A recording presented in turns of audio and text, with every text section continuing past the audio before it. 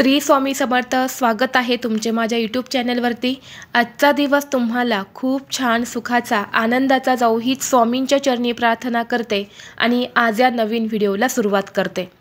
पवित्र मार्गशीर्ष हा महिना सुरू आहे आणि या मार्गशीर्ष महिन्यातील उद्या तिसरा गुरुवार आहे। मार्गशीर्ष महिन्यात येणाऱ्या गुरुवारला विशेष महत्त्व दिले जाते, कारण या मार्गशीर्ष महिन्यातील गुरुवारी घरोघरी सुवासिनी महालक्ष्मीचं व्रत करत असतात।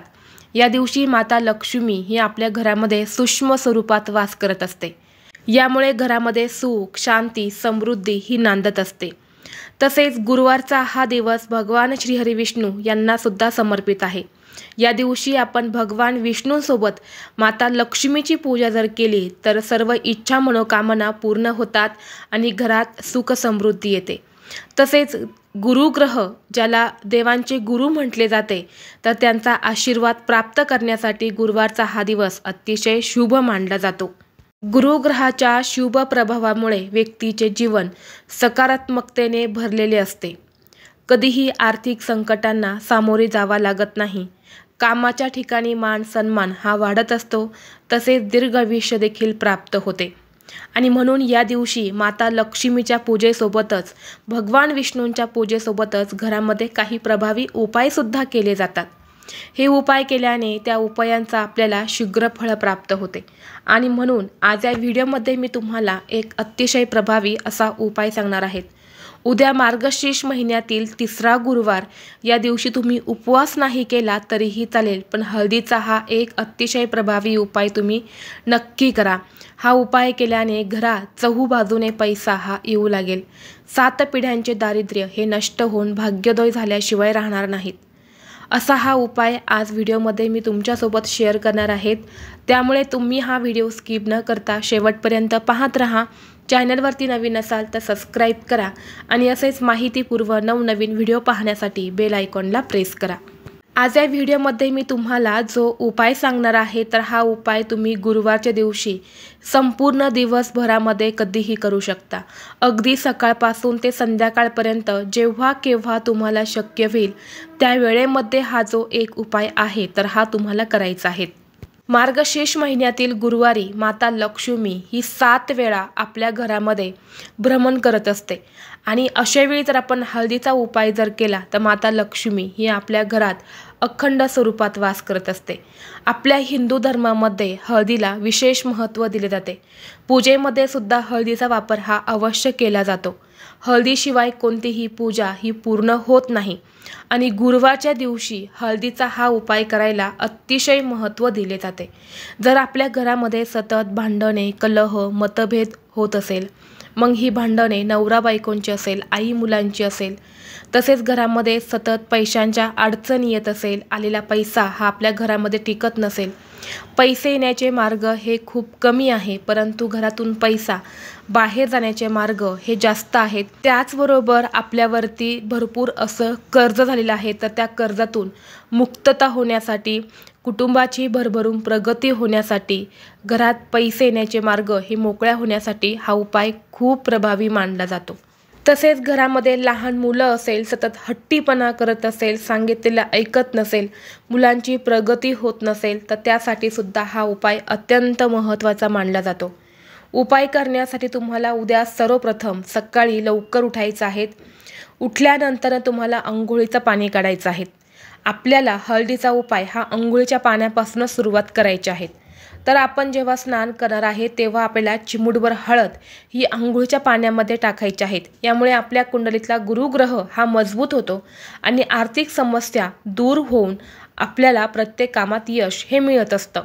यानंतर आपल्याला स्वच्छ कपडे परिधान करायचे आहेत आणि आपल्या देवघरातील देवांची पूजा ही तुम्हाला करून घ्यायची आहे।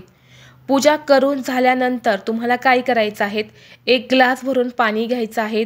त्या पाण्यामध्ये तुम्हाला 1 चमचाभर हळद टाकायची आहे। यानंतर हे पाणी आपल्याला आपल्या देवघरामध्ये ठेवून ओम नमो भगवते वासुदेवाय नमः, ओम नमो भगवते वासुदेवाय नमः या मंत्राचा 108 वेळा जप करायचा आहे, किंवा ओम भ्रू बृहस्पते नमः, ओम भ्रू बृहस्पते नमः या मंत्राचा जप देखील तुम्ही करू शकता।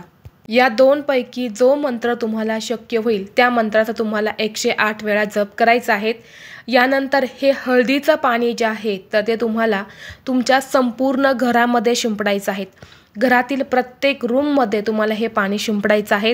आपल्या घराच्या मुख्य दरवाजावरती शिंपडायचं आहे, घराच्या मुख्य उंबरट्यावरती शिंपडायचं आहे आणि उंबरट्याच्या बाहेर देखील हे पाणी तुम्हाला शिंपडायचं आहे। यामुळे आपल्या घरात असणारी अदृश्य शक्ती, इडापिडा, नकारात्मकता, नजरबाधा ही संपूर्णपणे नष्ट होते आणि यामुळे घराकडे लक्ष्मी ही आकर्षित होत असते। तर असा हा एक हळदीचा उपाय आपल्याला उद्याच्या दिवशी अवश्य आपल्या घरामध्ये करायचा आहे। त्याचबरोबर उद्याच्या दिवशी तुम्हाला काय करायचं आहे, थोडीशी हळद घ्यायची आहे, हळदीमध्ये पाणी टाकायचं आहे आणि त्या हळदीचा एक टिळक भगवान श्री हरी विष्णू यांना लावायचा आहे आणि एक टिळक हा तुमच्या कानाच्या मागे तुम्हाला लावायचा आहे। कानाच्या मागे हा टिळक लावल्याने बघा आपल्या कुंडलीतला गुरुग्रह आणि शुक्रग्रह जो आहे तर तो मजबूत होतो आणि शुक्रग्रह हा धनासंबंधित आहे। यामुळे आपल्याला धनासंबंधित अडचणी असेल तर त्या दूर होतात।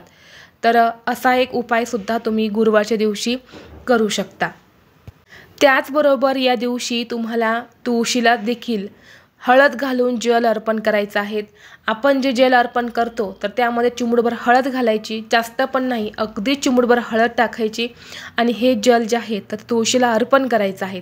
या दिवशी हळदीयुक्त जल जर आपण तुळशीला अर्पण केलं तर साक्षात माता लक्ष्मी ही प्रसन्न होते। यामुळे घरातील दारिद्र्य हे दूर होते आणि कुटुंबावर कधीही वाईट संकट हे येत नाही।